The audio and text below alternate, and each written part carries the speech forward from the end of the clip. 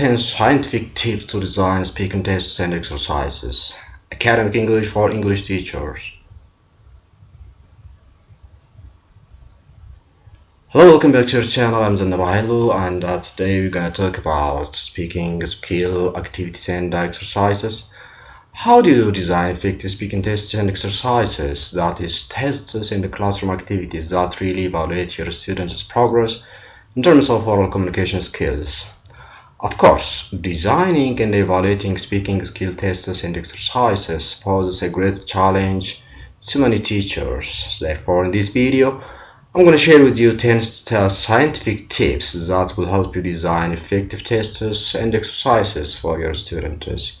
If you are new here, don't forget to subscribe, and let's proceed to the lesson. I'm going to start with a warm-up, and I'm going to answer a question. Why teaching and assessing speaking skill is so challenging?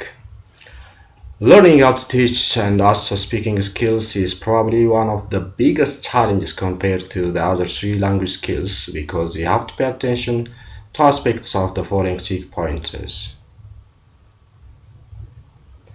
The first challenge is that it comes from fluency. This means speaking easily, reasonably quickly, and without having to stop and pause a lot. Secondly, pronunciation. The act or result of producing the sounds of speech, including articulation, stress, and intonation. Third, vocabulary. The body of words used in a particular language.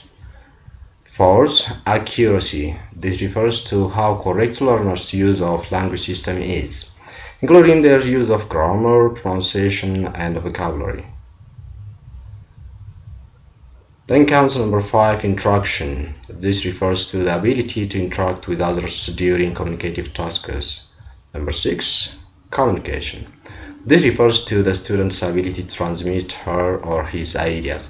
Therefore, as a teacher, when you assess your students for speaking skill, whether it's a test or an activity, classroom activity, you have to make sure these aspects of the skill are included. And this may pose a challenge. That's why we have said earlier, speaking skill poses a challenge to teachers than the other 3 skills. Now we're going to come to the 10 top tips. So let's proceed to the 10 top scientific tips for designing effective speaking tests and exercises. Tip number 1. Give clear instructions and set a time limit. When students understand instructions and know the time limit, students can engage with the activity more effectively, students will have more proactive experiences, and they are able to complete activities and exams with ease. One thing you need to remember when you give instructions is that you need to use clear and precise language, and again, you need to repeat your directions or instructions so that you make sure your students understand what's given to them. Tip number 2. Make sure your students understand instructions. After giving them directions, ask your students to repeat or rephrase what's expected of them. Ask them specific questions about the requirements, clarify any confusing points, and then once you have done that, provide students with feedback that can help them comprehend and complete the task. Tip number 3. Give a clear purpose or objective for the speaking. When you explain to students why they are being asked to complete an activity, they are more able to appreciate the experience. Connecting the task to existing students' knowledge, previous lessons, or covered material will help students feel more confident while tackling the task. These objectives, or what we call purpose, are not things like learning the simple past, but more practical, context-based goals like learning to talk about what you did in the recent past. Tip number 4. Make seating arrangements for pairs or groups. Making seating arrangements comfortable for speaking activities will help you change things up and break the monotony. So don't be afraid to experiment with different seating arrangements even within a single lesson. A quick seating change can increase motivation and make activities run more smoothly. You can usually get the students to help you, and as long as you give them instruction in English, it is all good language practice. Tip number 5. Select a familiar topic which is easy and understandable. Choosing a speech topic can sometimes feel harder than giving the actual speech for students. Therefore, selecting topics that are familiar to students can help your students to elaborate their existing knowledge and engage in the activity, as well as be confident and passionate about what they are talking. Tip number 6. Don't worry about grammar and pronunciation in free speaking activities.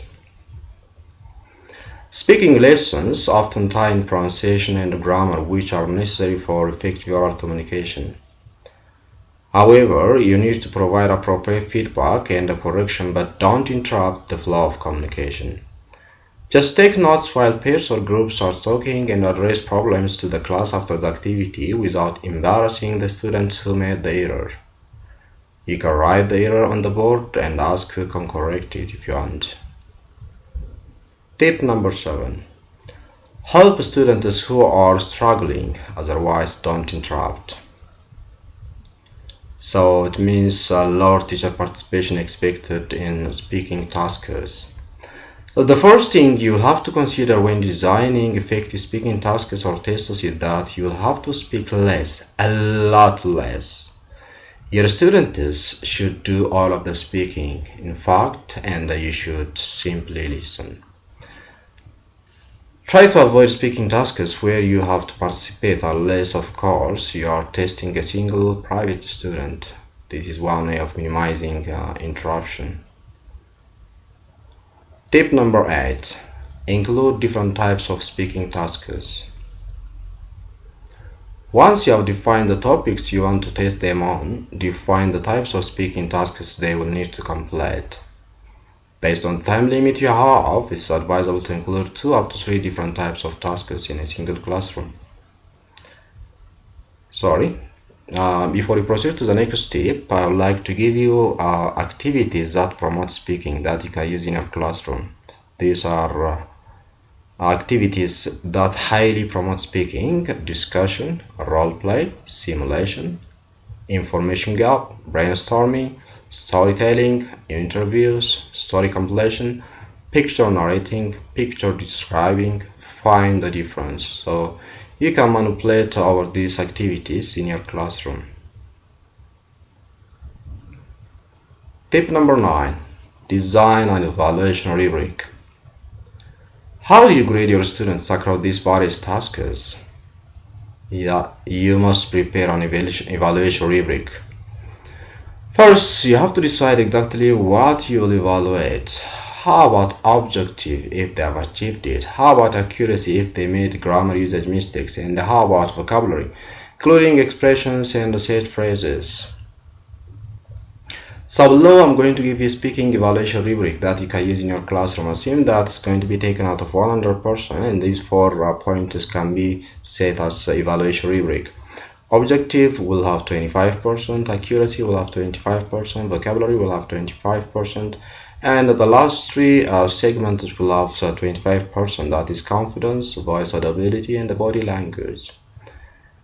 Once I have done this out of 100%, you can change this into the assessment weight you set before. Maybe it is out of 10%, 20%, 5%, whatever it is based on the assessment weight you have set.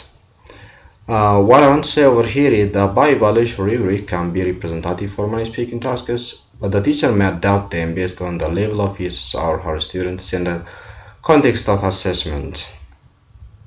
The last tip is feedback. So praise the students for their efforts. This is too much important.